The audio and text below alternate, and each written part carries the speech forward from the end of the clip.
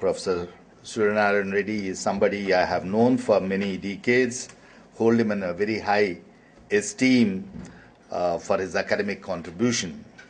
And when he happened to mention that there are people who are visiting Hyderabad, and there are people from Bhutan, from the parliamentary sector, and whether I could come and interact. Though I have been rather reluctant to lecture these days, last few years, I readily agreed because I hold Bhutan in a very, very high esteem. And wherever I go, when I think about Bhutan, Bhutan is one country that is very much in the minds of many countries anywhere in the world. You might not have heard of many countries in the world, but most countries have heard about Bhutan. It is uniqueness, and the uniqueness arises for many reasons. But of most importance that I heard of is the recognition it has gained for having conceived the idea of gross happiness index very early on, before people started looking at happiness, economics, happiness in terms of the neurosciences and its impact and relationship with society and livelihoods. And that's why Bhutan is held so very high in the esteem of so many people. And of course, you are also a very enigmatic country, and people like us who have been able to Bhutan feel privileged, because many countries find it very hard to get into your country for many reasons. And I find that we are privileged as Indians to be having such close relationship, that we find that Bhutan is something which is very, very close to our heart and our dreams. And my own visit to Bhutan a couple of years ago was a very, very memorable event for me. Apart from my speaking at the stakeholders with the Royal Monetary Authority and market participants, corporates, and so on and so forth, I also visited a bit. The only regret I have is that there is this massive, beautiful picture of this monastery on top of the hill, sitting at the edge, right? It has been a dream for the last 20 years that I must go and then visit that. But then I found it is too high, too far, and most importantly, I am too old to be able to climb that far. So I look forward to someday you people having a helicopter service to go there, and then I might be able to visit. Thank you very much. When Professor Suryanarayan Reddy asked me to share my thoughts, I thought I would deal with a subject which is also fairly interesting for Bhutan, for the simple reason that I believe that the World Bank has been engaging with Bhutan for capacity building in corporate governance. I believe last year or so, the World Bank has assigned $500,000 or so for capacity building of market participants in Bhutan in aspects of corporate governance. Being an idea that I've been propagating and advocating in many countries in the world, I thought I will share with you some concept about corporate governance as it evolved, and also, more importantly, look at the role of the state, which includes the role of the parliament, in terms of designing a corporate governance policy that is proper for a particular country, that does good for the particular country, and also something that is going to integrate very well with the institutions within the country and its developmental challenges. So the title of my proposition in the next half an hour, 1 hour, is going to be in terms of understanding the role of the state in corporate governance, or corporate governance, the role of the state, as I perceive. Corporate governance has been approached from different perspectives. If you ask an NGO, non-governmental organization, corporate governance primarily is integrated from their perspective with corporate social responsibility, what they will do as good or what they will do as bad in terms of sustainable development, in terms of environment. But if you're going to ask a person who is going to be an investor, and the investor happens to be, let's say, from an international financial institution, they are going to talk about corporate governance in terms of the risk associated with their investment, the rights that they have as an investor, the rights that they can pursue to ensure that they can withdraw the money after having put in the money there, whether there are institutions within the country to resolve differences of opinion and issues of conflicts that might arise in that particular economy. These are issues of corporate governance from the investor point of view. You look at what is happening, for example, in Maldives right now between one big company that has invested in the airports authority from India and the government. So an investor is going to look purely at the point of view of the safety of the risk, of safety of the investment, the risk associated with it, and how to resolve amicably those kinds of the issues. If you are going to look at the banking perspective, the banks are also going to look at aspects of the risk for the money that is being lent, if it is going to be a debt, or if it is, they are not normally going to be investing as equity but as a debt. They want to look at the transparency, the reliability of the financial statements, and so on before they are able to say that this company has got good financials, the accounts are reliable, and it is safe to lend. Those are the things that they will be worried about. In essence, corporate governance has got diverse or disjointed view. There is no single definition.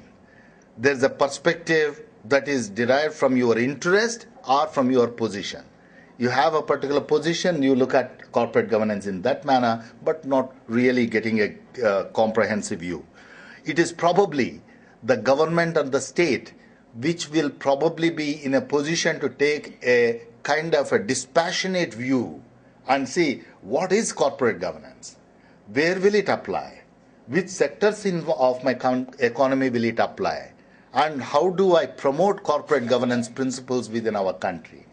That can be done by the state, which can be at arm's length without having any particular interest, either as a banker, as an investor, as an NGO.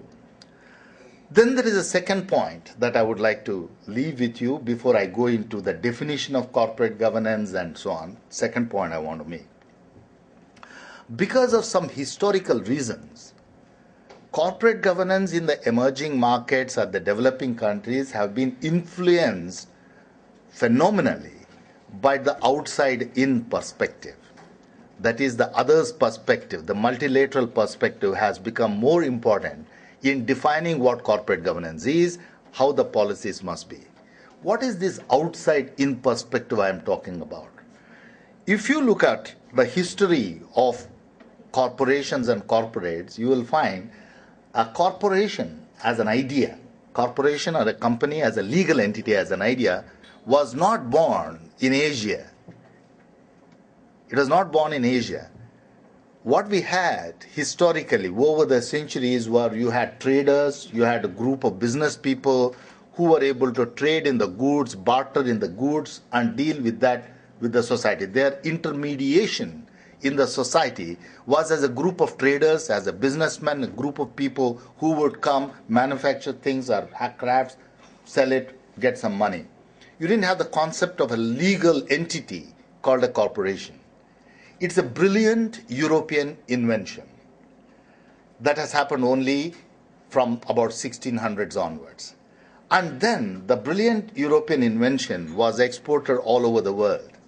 And most of the countries have started looking at the legal entities which can be either sanctified by the monarch or the in those days, especially in Europe, you had most of them were kingdoms. So you had them given as charters by the king or the queen, or by later on by law, by the companies law, etc. You had the idea of companies. So you will find that essentially the idea of a corporation, the idea that a corporation must have a structure, and that structure must have a division between management, the board of directors, and the shareholders, who are separate entities and not combined together. They are separate entities, have their own roles, responsibilities, which are distinct from each other. That particular idea is primarily an European idea that has spread throughout the world. And with the power of the corporations and with the power of the financial movements over a period of time, you have found that corporations have really taken the mind share of the world as a whole. And in the process, most of the multilateral organizations, such as the World Bank, the OECD in Paris, and others, such as the international financial institutions, they have been promoting corporate governance from a particular perspective. It is not necessarily that it is a developmental perspective as much as the perspective of enhancing the capital markets, as far as enhancing the investment opportunities for international community. You see the difference. So it is predominantly an outside-in perspective. Here you also would like to keep in mind that the World Bank and the OECD had instituted over a period of time an exercise called ROSC, R-O-S-E. It's called the Report on Observance of Standards and Codes, ROSE. Now, the ROSE that has been designed by the World Bank and the OECD in about 2004-2005 and then applied to some countries which welcomed them. It means that they have designed a framework of corporate governance and put in a checklist saying that do you have this, do you have this, do you have this, or you don't have this. So that frame of reference, the principles that have been enunciated, the frame that has been instituted for adoption by various countries is primarily from the perspective of the World Bank and the OECD to promote the development of capital markets, promote the industries, and promote the corporations at large. In the sense, you have this report on observance of standards and codes, and it will say, do you have a good company law? Do you have shareholder rights? Do they have a good judicial system which is going to be impartial and is able to resolve disputes between the investors and etc. Like that, various criteria. These criteria has arisen from assumptions of democratic institutions, free functioning capital markets, free functioning markets. So that is the outside perspective, and that has been spread through the world. And interestingly, Bhutan also has welcomed one of the studies of the reports on observance and standards and codes. It was done in 2006, but as I was mentioning in another country's context, this country actually happens to be Cambodia that I was advising some years ago. I said that if you are a nascent capital market, that's early stages of capital market, and the economy itself is fairly limited in size because you can't have too much of capacity for too many corporations, then this becomes a very, very overawing, stupendous framework. And you will find that there is nothing that you have. There is very little you have because you are at the early stages of the capital market development. Same was the case with Maldives that I was assisting, like Cambodia, as I said. So you don't need to get too much worried if the ROSC as a system comes and then you find that they have about 100 items and you probably have only 5 or 6 to say that we already have in place, and most of them are not in place. Because that particular system or the framework that they have been propagating as an outside-in perspective is idealistic, full-blown market economies like the United States of America or that of the United Kingdom. There's a predominance of that perspective, what is called the Anglo-Saxon perspective. So you will find that there's a phenomenal amount of outside-in perspective, and there is not, as per my observation, enough effort of thinking through and say what is good for my country and what elements of these corporate governance principles are relevant now and what can be relevant after 10 years. That sequencing, that prioritization has not really happened around in the world in many countries, so that we will visit. So right now you have the challenge of for the state of this very, very daunting system that has been propagated by the international community, saying that you must have this to say that you have good corporate governance, and our own capacity to say that we are not anywhere there. And lest you believe that I am only talking about Cambodia or Maldives or such other things, let me also tell you that I was recently, last month, addressing this conference in Hong Kong. And they have a basic issue in China. The Chinese also want to fall in line with this outside-in perspective and conform to the big statement or the framework that has been propagated by the World Bank, etc. But they are not a free-functioning market economy. They have ideological differences totally with what is being the assumption behind this framework. But nevertheless, they want to attract money. They want to attract financial investment into their country. So they are trying to come out with measures by which the corporate governance system or the philosophy and the framework and practices in China will meet halfway somewhere between what is the framework that has been designed by the multilateral system and what they think that they are ideologically able to do. And just to give you an idea, this is going to be storytelling, okay? That is okay? Okay? This is not going to be very serious discussion, just listen. Very interesting, the conference in Hong Kong was by this particular organization called the Chartered Secretaries International Association. Now, the Chartered Secretaries as a profession, that is company secretaries, like the chartered accountants, you have these chartered secretaries.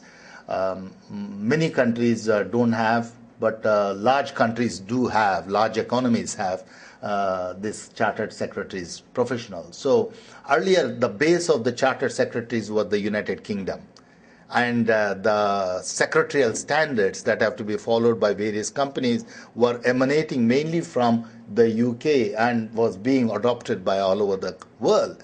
But then some of these other countries came together and said, no, we must have a new body. So they came out with a body called the CSIA, Chartered Secretaries International Association.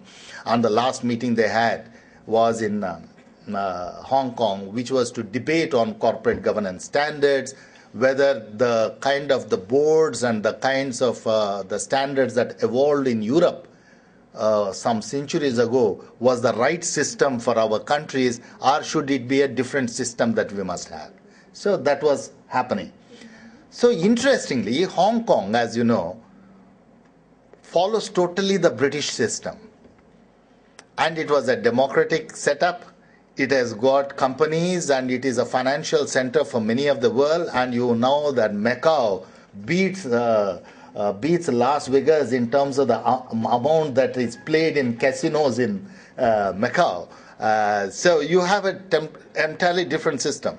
The challenge there was, how do you balance between what is primarily an ideological difference between Hong Kong and the mainland China, between the corporates that are functioning in Hong Kong on the lines of the British corporations and are able to attract universal money from all over the world to be invested here, and mainland China, which is restrictive in many ways.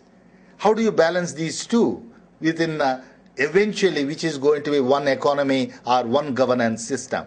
Is an interesting challenge of meeting what is the local reality, what is the ideological preference, what is the institutional preference versus what is the desired element of the World Bank, OECD, the IFC Washington, which is the multilateral system. And in the process, you have had issues of differences in policies between, let's say, the company law versus the cooperative law. You have cooperatives also. Cooperatives are also legal entities. They are legal entities. But the laws on cooperatives, most of the world are very weak. Whereas the corporates, because of their power, because of the internationalization, and because of the possibilities of the finance moving from one segment to the other, become very, very powerful. And especially if you have an internationalization and allow multinational companies, etc., in a country, the power increases far more than that of the cooperatives. Or let us take the case of the non-governmental organizations like the trusts or associations. They are also legal entities. They also have office bearers. There are members. There are management. Both in the cooperatives as well as the NGOs, just like the corporations have, there are different types of governance systems. There's management, there's office bearers or the trustees or board of directors in the case of the company, and the shareholders and above shareholders are who we call as stakeholders. Stakeholders are not directly owners of the company, but their lives are going to be affected by the actions or inactions of the legal entity. So the balance that is required through the law or through the regulatory mechanism has to be wholesome rather than segmental as it has happened. So that is the broad challenge. The point I'm trying to say is, in a nutshell, corporations are not been invented in Asia but has been borrowed over a period of time. All countries are not free economies or free markets.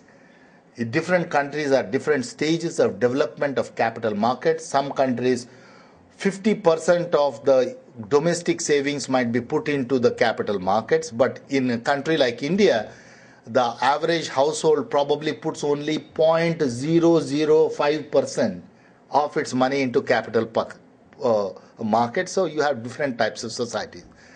We need to have a balanced view. And balanced view must be not only in respect of corporations, but also in respect of various legal institutions that need to be governed well.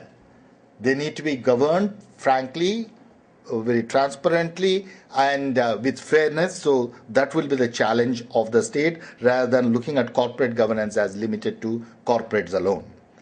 Now, take a step back and give you a little bit of a story on corporate governance itself. Okay? So that you gain the perspective, what is this animal called corporate governance? Why is it become so fashionable that every day you look at the paper, they talk about corporate governance? And these days, if you look at the BBC or the CNN, you will find every other day there is a challenge of a company or a scandal, whether it is a news corporation in the United Kingdom or any other thing, then you will always is a corporate governance challenge. So we need to understand what this corporate governance is, and then come back to what I said as an introduction earlier. Corporate governance is simply being defined as the manner in which a company is directed and controlled. A company is directed and controlled. Now, that has been the official definition. You can replace the word with company to say that it is any legal entity.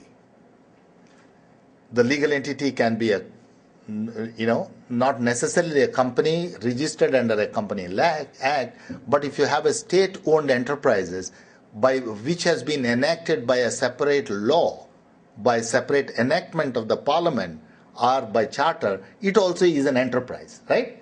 So you can substitute the word company with any other enterprise and say that the manner in which an enterprise or a legal entity is directed and controlled. That is the basic thing. What does it mean? It means that you are looking at the manner in which the structures are arranged in that particular legal entity, whether they are clear, they are transparent, everyone is able to understand what it is doing, what it is not doing, and everyone is able to engage with it in the manner the person can engage with it legally, rightfully, and so on in a democratic kind of a environment. The history of corporate governance goes back as far as the conception of the company itself. And those of you who are a little more eager to understand the origin of the company and what good it can do, what bad it can do, and what kinds of fears it has evoked over the centuries, you must read this book called The Ascent of Money. The Ascent of Money by Niall Ferguson. There is also a movie by the same person. There's a production of movie. It's called The Ascent of Money, The Growth of Money. Ascent of Money by Niall Ferguson. He traces the kinds of frauds, the kinds of things that have happened over a period of time for the greed that it has evoked through the corporation. Now, to go back to the history, companies have been designed in the common law countries. That is, common law countries means the United Kingdom, and subsequently you had rest of the world like the United States, India, all these follow the common law tradition. China doesn't follow the common law tradition. Southern Europe like Germany and others, they have what is called the civil law tradition. There's an essential difference between the common law legacy and the civil law legacy. You can ask me the question later on when we interact on what is the difference. In the common law legacy, from where these companies have arisen in Europe, they started saying the aristocrats, the people who had the money, the basic idea was to how to raise money and investment from various people and get all that money to pursue certain objectives which will be stated. So the idea of the company was, how do I convince X number of people to put part with their money and part with their money for a set objective. So you have the articles of association or memorandum of association which declares I will do this, I will do that. In those days, the main objective of these companies was they knew about the West Indies, they knew about the East Indies, this part of the world and that part of the world. They knew that they were unexplored. There was trade. They knew that there was wealth.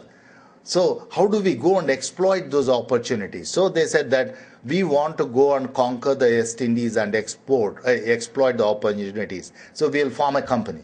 You had the British East India Company. You had the Dutch East India Company. There were companies which have started off. And people raised the money. And the next challenge was, if we put money into this particular risk or to pursue this objective, how do I separate myself from that investment? That's how the idea of a company being an artificial person arose.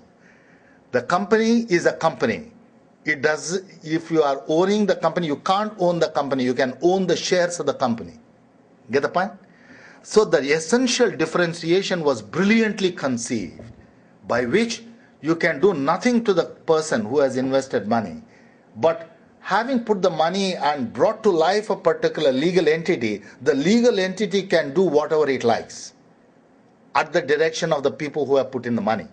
So if you had, in the olden days, put all this money, 200 people putting this money, and created a company and said that we will put £1 million in this and it must go and search for the West Indies and exploit the places there to mine gold or do whatever it says. All these people put money, they hire the ship, they hire the crew and all that set to sail and conquer. And if the ship sinks and the crew is going to die, all that, the liability of that does not devolve on the people who have put in money. It is separated from the person.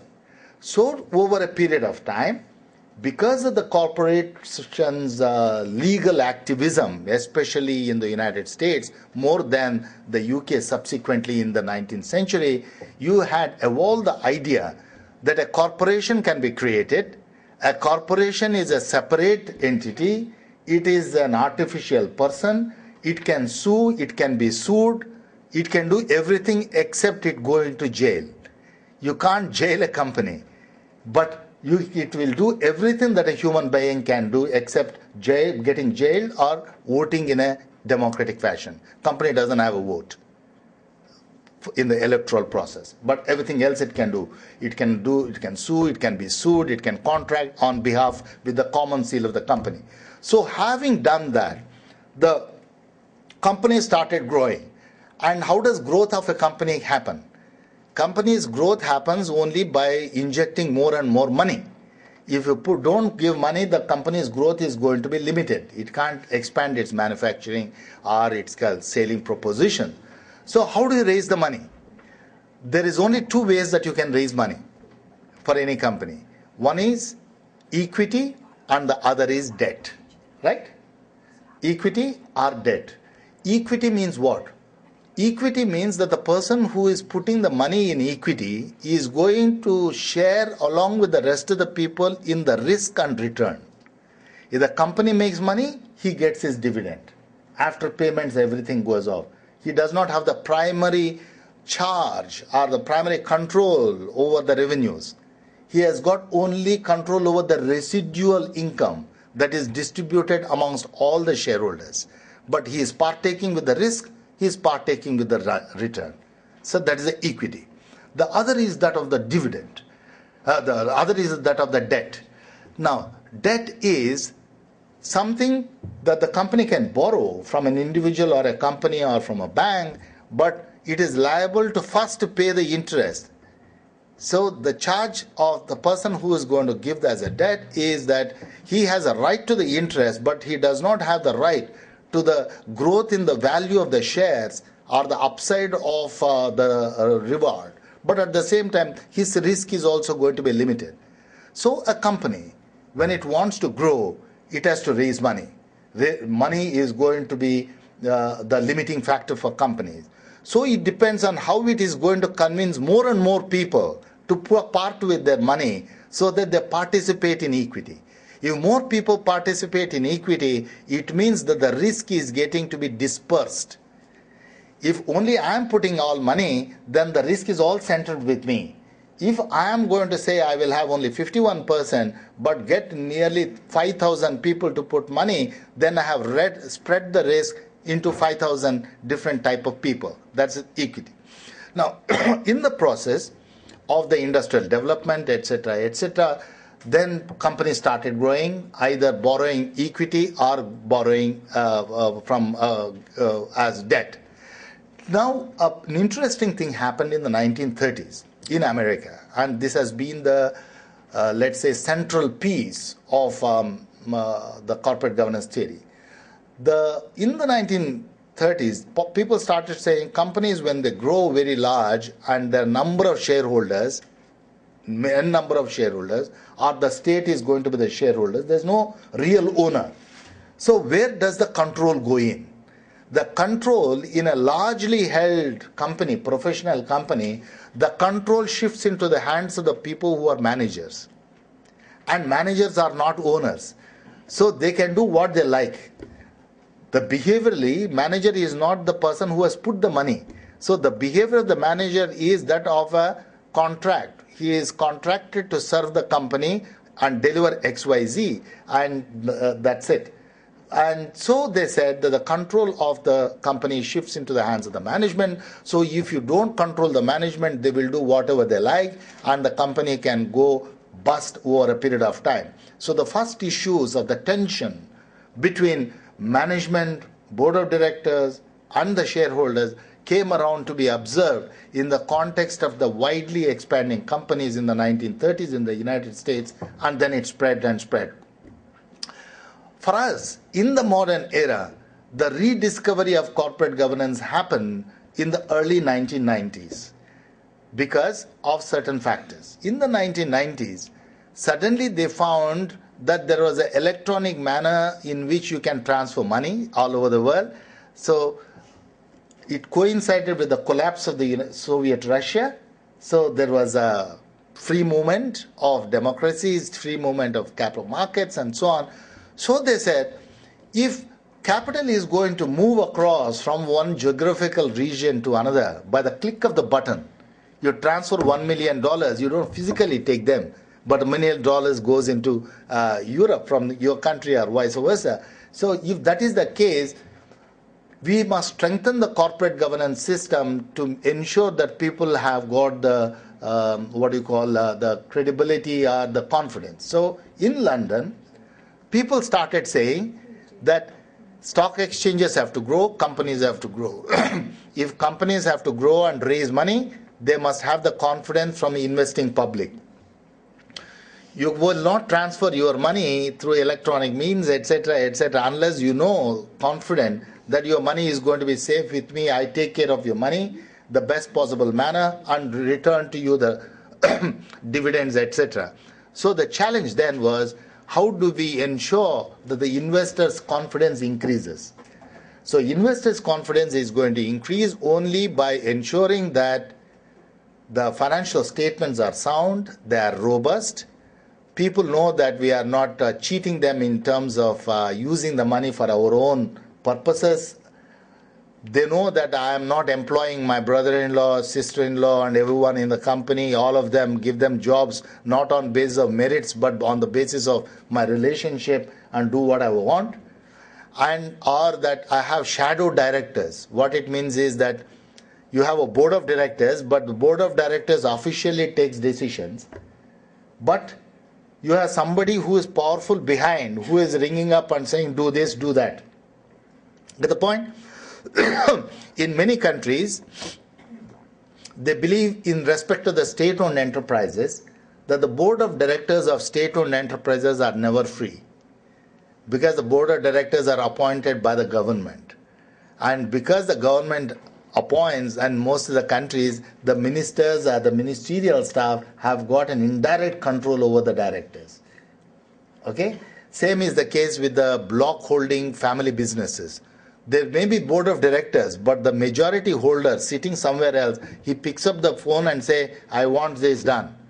So the board of directors goes and passes the resolution and takes decision not by its own independent of mind, but because there is a shadow director who is asking them to do in one way or the other. So these are the issues that people started saying are important to be resolved to ensure that there is investor confidence, and so that the economies start growing. And later on, in 1997-98, we had the Asian financial crisis, where they found that because of this lack of transparency between banking and the companies and the owners, these shadow directors and all these issues, there was a phenomenal risk which not only spread to one country or one region, but spread to the entire region as a whole in 97-98, following which the multilateral system in the world, they said, no, we must have certain principles, certain rules by which companies shall be able to function. So they came out with principles of corporate governance in 2004, which are being applied all over the world. The basic principles are in terms of accountability. Accountability meaning that if managements are acting, they have to be held to account by the board of directors, or let's say board of trustees in the case of an NGO, or office bearer in the case of a cooperative. So if the board of directors is sleeping, then they can't hold the management accountable. If the board of directors are hand in glove with the management, they can't challenge the management. If the board of directors is seen as an extension of management, then there is no separation of independence of mind. That's one. That the shareholders are the people who are holding the shares, and to some extent the stakeholders also, should be in a position to challenge the board of directors. If they are sleeping, if they are not exercising their ownership rights, or the rights that have been given to them by virtue of their involvement, then they are sleeping, then the board of directors will be sleeping, then the management will do whatever they like, and the entire investment or what is the wealth of the society is going to be run aground. So that is the fear. So the overall issue is, how do we strengthen the systems by which there is transparency, accountability, fairness. Fairness meaning that whether somebody has got just one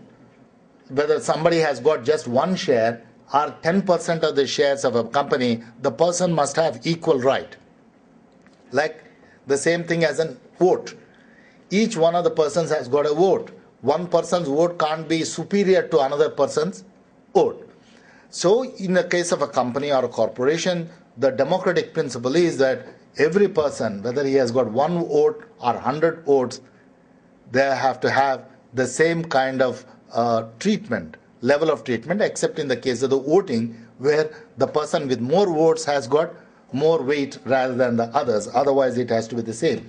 People have to be responsible. The companies have to be responsible in terms of their relationship with the society, in terms of the relationship with the consumers, environment. So these are the founding principles of corporate governance as they have evolved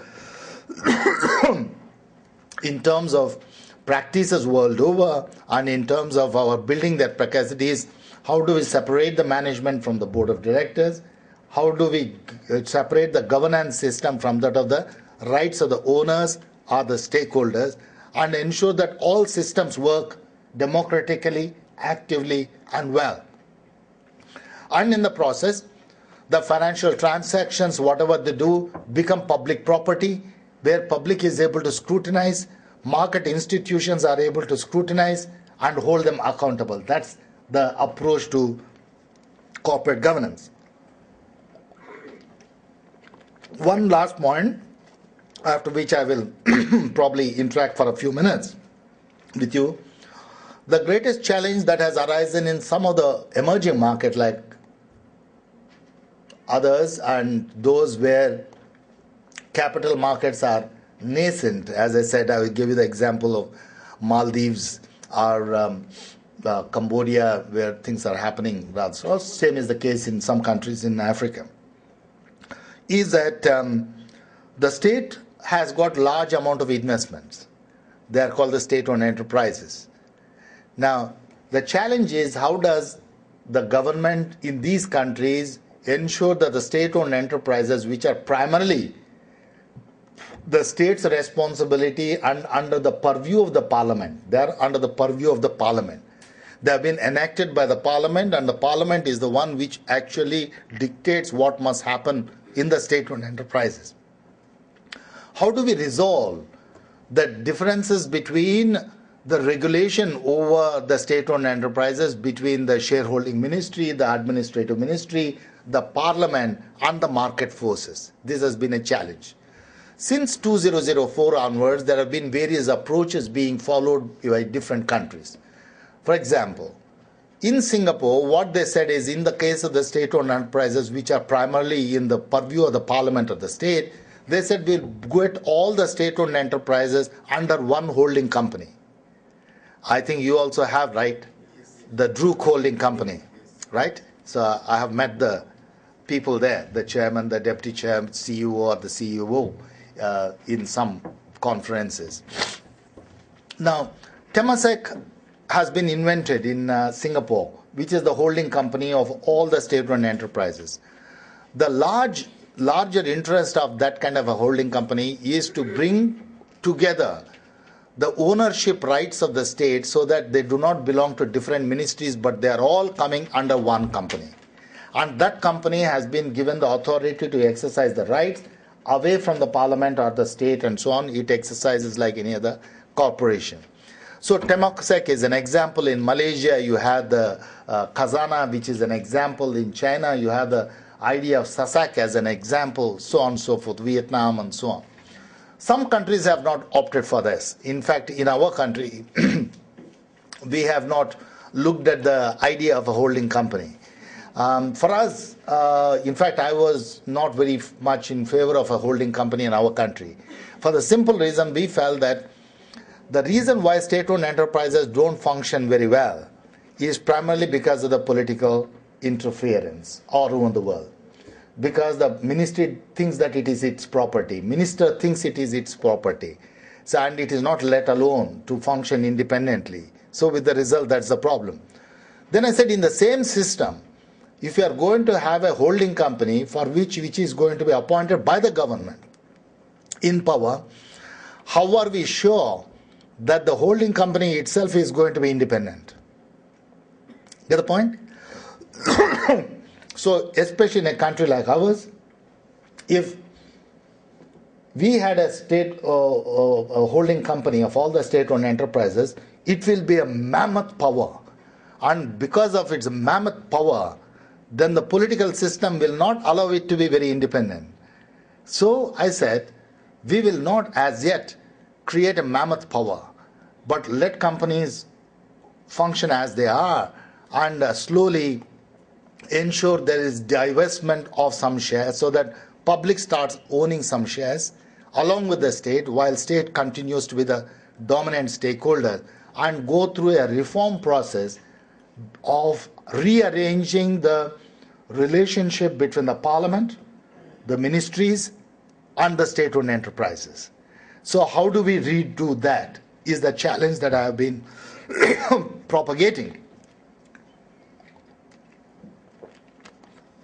Successfully, people have been able to do that in countries like New Zealand, Canada, and Australia, where they try to restructure the relationship in such a way that the parliament duties vis-a-vis the duties of the state, that is the ministry, etc., are codified. They know where they can get in. There is no overlap between the powers of this and powers of that, and let the state-owned enterprises be run on the basis of independent directors who are nominated or elected or by an objective system and bring forth the confidence of the markets. Get the point? So you can extend the same argument not only in respect to the state-owned enterprises, which are companies or state-owned directed companies, but as a state, how do we extend it to other legal entities? For example, in London, we were doing a conference at my idea saying that why don't we get together cooperatives? The 300 largest cooperatives in the world are even bigger than the largest of the companies. In Europe, they are massive cooperatives. They hold a large amount of wealth within them. So you can't only keep your eyes on the capital markets and people who are going to invest in it and investors, because these are also legal systems. There are challenges, for example, in our country as well, of transparency of running these cooperatives, whether they have been hijacked by just a handful of people. You have the non-governmental organization. Some of them are very good. Some of them have been hijacked. You only have the face of the NGO, but real power is something else. Something else is happening. So how do we as a state bring about principles and practices that not only reinforce the corporations as companies, but all types of legal entities is a challenge. I had developed a model in the case of the Southern African region. Unfortunately, it has not progressed very much. The basic or the core idea behind this is that each state, each government, must come out with a national strategy for corporate governance, not limited to companies, but all types of legal entities. Look at the oversight mechanisms between parliament, ministries, regulators, monetary authorities, capital market regulators.